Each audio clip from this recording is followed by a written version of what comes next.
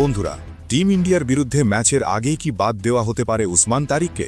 বর্তমানে ক্রিকেট দুনিয়ায় শুরু হয়ে গেছে এক নতুন তুমুল বিতর্ক।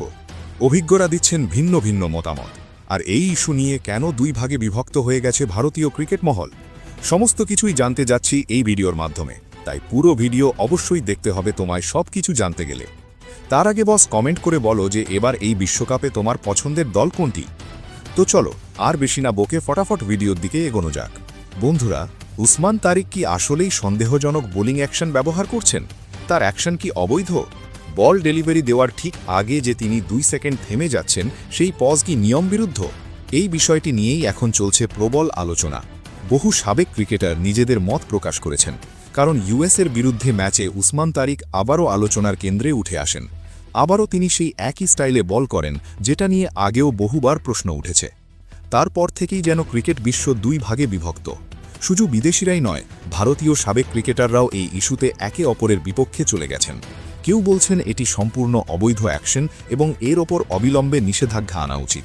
আবার কেউ বলছেন যদি এটা অবৈধ হয় তাহলে ব্যাটসম্যানদের হঠাৎ করে সুইচ হিট করা, ডানহাতি থেকে বাঁহাতি হয়ে যাওয়া, এসবও বন্ধ করা উচিত। প্রাক্তন ইংল্যান্ড ও ওয়েস্ট ইন্ডিজের কিছু অভিজ্ঞ ক্রিকেটার স্পষ্ট বলেছেন উসমান তারিকের এই বোলিং স্টাইল ঠিক নয়। তারা মনে করছেন ডেলিভারির ঠিক আগে ইচ্ছাকৃতভাবে থেমে যাওয়া ব্যাটসম্যানকে বিভ্রান্ত করার কৌশল, যা ফেয়ার প্লের বিরুদ্ধে। আবার অন্য একটি গোষ্ঠী বলছেন না, এটি পুরোপুরি নিয়মের মধ্যেই রয়েছে। এবার দেখে নেওয়া যাক কে কি বলেছেন। প্রথমেই আসি দুই ভারতীয় ক্রিকেটারের মতবিরোধে, একজন শ্রীবত গোস্বামী এবং অন্যজন রবিচন্দ্রন অশ্বিন। গোস্বামী একটি ভিডিও শেয়ার করে বলেন, ফুটবলে পেনাল্টি নেওয়ার সময় রান আপে ইচ্ছাকৃতভাবে থেমে যাওয়া অবৈধ বলে ধরা হয়। তাহলে ক্রিকেটে ডেলিভারির সময় পজ নেওয়া কিভাবে বৈধ হতে পারে? তিনি বলেন, অ্যাকশন হয়তো নিয়মসিদ্ধ, কারণ হাত 15 ডিগ্রির বেশি বাঁকছে না। কিন্তু প্রশ্ন হচ্ছে ডেলিভারির ঠিক আগে কেন থামছেন?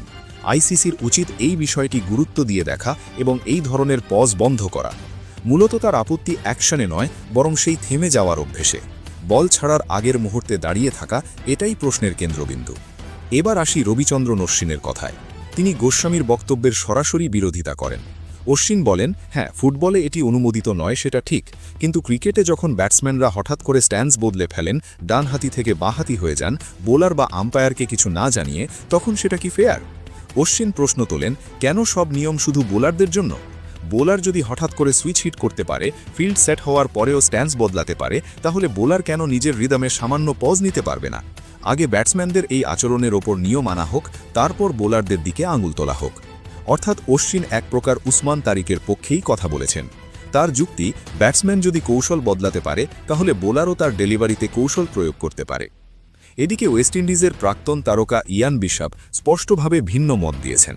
তিনি বলেন, উসমান তারিক ইচ্ছাকৃতভাবে 2 সেকেন্ড থেমে ব্যাটসম্যানকে বিভ্রান্ত করছেন। বল ছাড়ার আগের এই পজ ন্যায্য কিনা তা নিয়ে তার বড় সন্দেহ আছে। বিশপের মতে আইসিসির উচিত দ্রুত এই বিষয়টি খতিয়ে দেখা, কারণ এটি নিয়ম বিরুদ্ধ হতে পারে। অনেক দিগ্গজ এর আগেও এই বিষয় নিয়ে প্রশ্ন তুলেছেন। পাকিস্তানেও উসমান তারিককে নিয়ে বিতর্ক হয়েছিল, তবে পিসিবি তাদের বায়োমেকানিক্যাল টেস্টে তাকে ক্লিয়ার দিয়েছিল। তার অ্যাকশন 15 ডিগ্রির মধ্যে রয়েছে, তাই প্রযুক্তিগতভাবে তা বৈধ। কিন্তু সমস্যা অ্যাকশনে নয়, সমস্যা সেই পজ নেওয়ায়। তিনি রান আপ নিয়ে এসে হঠাৎ থেমে যাচ্ছেন, ব্যাটসম্যান এগোচ্ছে না পিছোচ্ছে সেটা দেখছেন, তারপর বল করছেন। এই মানসিক চাপ তৈরি করার কৌশলটাই এখন বিতর্কের কেন্দ্র। সবচেয়ে বড় কথা, এখনও পর্যন্ত আইসিসির নিয়ম বইয়ে এই নির্দিষ্ট বিষয়ে স্পষ্ট নির্দেশ নেই। তাই ক্রিকেট মহল বিভক্ত। ভারতীয় ক্রিকেটাররাও দুই শিবিরে ভাগ হয়ে গেছেন। এখন প্রশ্ন হল, আপনার কি মত? উসমান তারিকের এই পজ কি অবৈধ?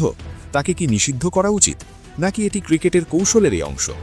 আপনার মতামত অবশ্যই কমেন্টে জানান। ভিডিওটি দেখার জন্য আপনাকে অসংখ্য ধন্যবাদ।